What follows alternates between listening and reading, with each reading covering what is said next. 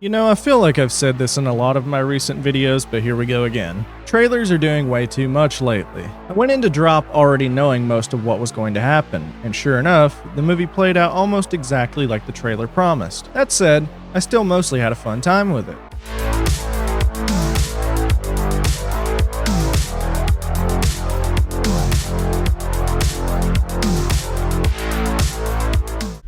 I'll kill you if you hurt my son. Why him? Why does he have to die? Run! They chose me for a reason. Shot at the kill, never kill anybody, right?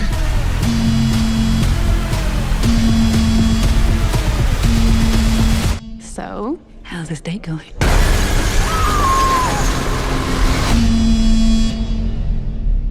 So Drop is the latest mystery thriller from Blumhouse, directed by Christopher Landon, who's best known for Paranormal Activity, the Marked Ones, and the Happy Death Day movies. He's usually pretty good at mixing suspense with a little bit of levity or style, and this one mostly falls in line with that, though it's a bit more grounded overall. I got to see this one early as part of Cinemark's secret movie series, and I'm here to give you guys my thoughts on it. The film stars Meghann Fahy as Violet, a single mother trying to rebuild her life, and Brandon Sklenar as Henry, a new guy she's just starting to let into her world. And at first this feels like a solid setup for a tense tech-driven thriller. Also, I'll just say it, Blumhouse can be really hit or miss, especially in recent years, but this is one of the more enjoyable films they put out lately. It doesn't break new ground, but it's slick, entertaining, and keeps you watching. You've got a modern hook, a solid emotional core, and some creepy airdrop messages to kick things off. But having said all that, the longer it goes on, the more it kind of unravels. We'll get into that in a bit. Before we dive into the plot and break this thing down, if you're into spoiler-free movie reviews, rankings, and all things film, go ahead and hit that subscribe button. It really helps out the channel.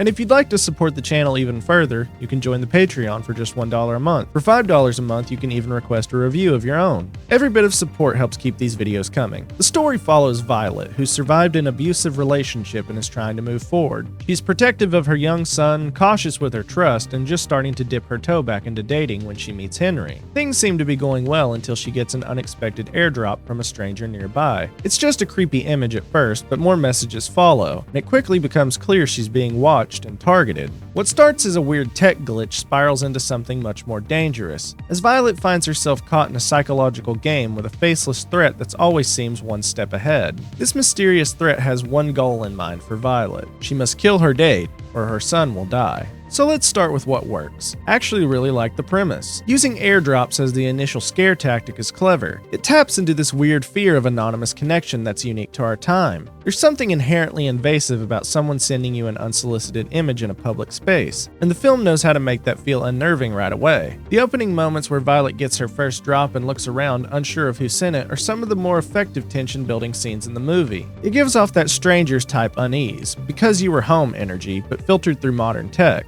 The performances help sell that tone. Meghann Fahy gives Violet a layered vulnerability. You can tell she's someone who's been through a lot. She's trying to hold it together for her son, trying to trust again, but constantly watching her back. Fahy plays that guardedness really well, and when things start to unravel, her anxiety feels earned. Brandon Sklenar as Henry is a great contrast. He's warm, patient, the kind of guy you almost want to be too good to be true. Their dynamic has this slow burn trust that makes you root for them even when the story starts casting doubt on his role in everything. And while the third act does lose some steam conceptually, it delivers in terms of tension. The trailer absolutely ruins some of the big moments, so if you've seen it, you know what's coming, but the execution still lands. There's a decent cat and mouse rhythm once things fully kick off, with some surprisingly intense sequences that feel almost like a stripped-down home invasion thriller. I wouldn't call it action-heavy, but the suspense and the stakes feel high enough to pull you in. Visually, the film has some surprisingly creative moments. I really like the way it displayed text messages in Violet's home security feeds, projecting them over the environment in a slick, stylized way that added some energy to scenes that could have otherwise felt static. It's nothing groundbreaking, but it helps keep things engaging and adds a little flair to the tech-driven story. Another thing I appreciate is how contained the movie is. It's basically a bottle film, mostly taking place in and around this fancy high-rise restaurant where the date is happening. That one location is used pretty effectively to heighten the claustrophobia and unease. The limited setting also helps keep the focus on the characters and the psychological tension, which works well with this kind of story. Now here's where the movie kind of stumbles. That airdrop concept,